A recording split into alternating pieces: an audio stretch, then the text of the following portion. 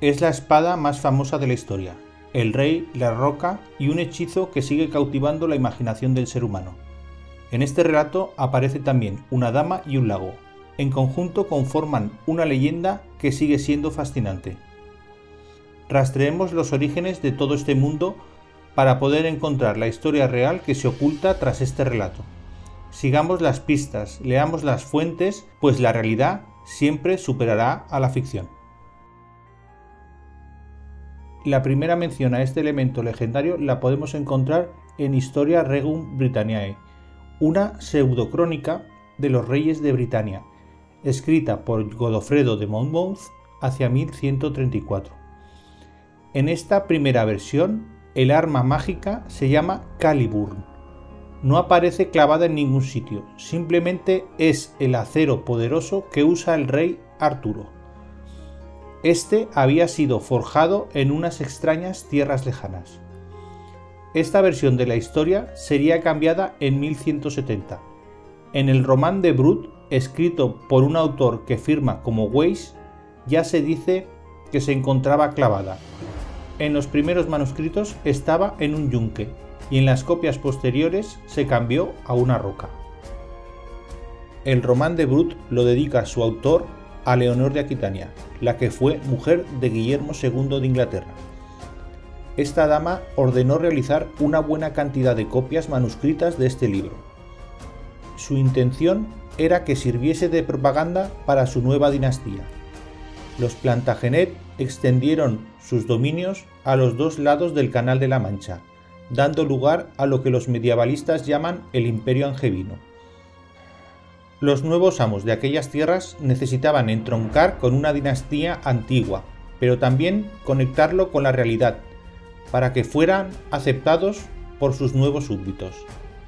La sabia Leonor supo dar con la clave, crear una historia alternativa basándose en los rumores y noticias que llegaban del Mediterráneo.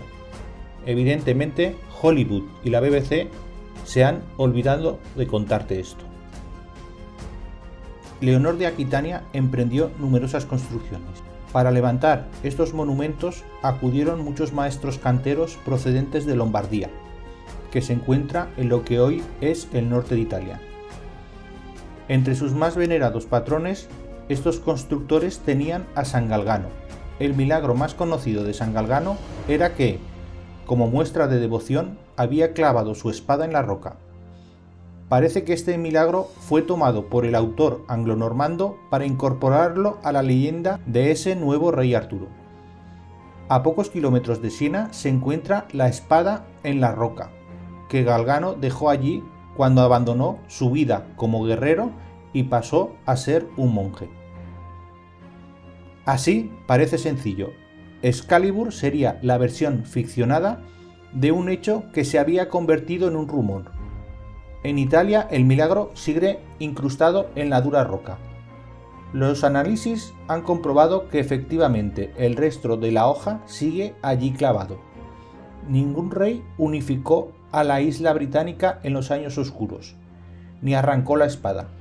Solo un loco hooligan borracho hace unos años consiguió partir la sagrada reliquia.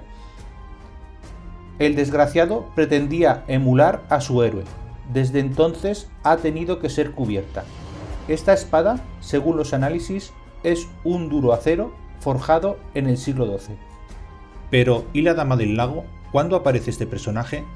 La primera vez que en la literatura artúrica se menciona a una dama, un lago y una espada rota es en el romance escrito en occitano por Chrétien de Troyes allá por 1180. En él se cuentan las andanzas de Perceval. El joven parte en busca de ser nombrado caballero. Finalmente llega a una extraña corte donde le entregan la espada y lo nombran como tal. Allí verá un objeto sagrado, el Grial. Cuando baja de aquel castillo, Perceval se encuentra con una dama viuda que le dice que es su tía. También le dice que conoce aquella espada y que si se rompe, solo un herrero que vive junto a un lago sabrá repararla. Incluso dice dónde está ese lago, pues se encuentra a los pies de una montaña a la que el autor llama Coloatre. Poco a poco esta figura se irá transformando con las diferentes versiones y haciéndose más etérea e irreal, hasta llegar a ser el hada mágica llamada Nimue. Con el correr de los años, la historia de Excalibur y la de la espada de Perceval se fusionaron, haciéndose una sola en el imaginario colectivo. El romanticismo del siglo XIX y el cine de masas del XX terminaron por hacerla un personaje alejado de la realidad, o lo que es peor, un documental del canal Historia. Pero rastreemos la verdad que se esconde en estos primeros cantares de gesta. El castillo del Grial lo podemos identificar con la abadía fortificada de San Juan de la Peña, en la que se custodió en la Edad Media la reliquia que hoy conocemos como el Santo Cáliz de Valencia. Entre sus guardianes se encontraba un caballero llamado Rutrud III, que era el conde de Perche. Perceval parece que no fue solamente una invención. El tío del conde de Perche, al igual que se dice de Perceval, era el señor de aquellas tierras. Su nombre era Sancho Ramírez. A los pies de San Juan de la Peña vivía la hermana de Sancho Ramírez, conocida como Doña Sancha de Aragón. Ella era la abadesa del convento de Santa Cruz de los Seros. Así, por lo tanto, a los pies del castillo del Grial se encontraba la tía de este noble. Esto nos permite identificar el germen histórico que dio origen a la Dama del Lago.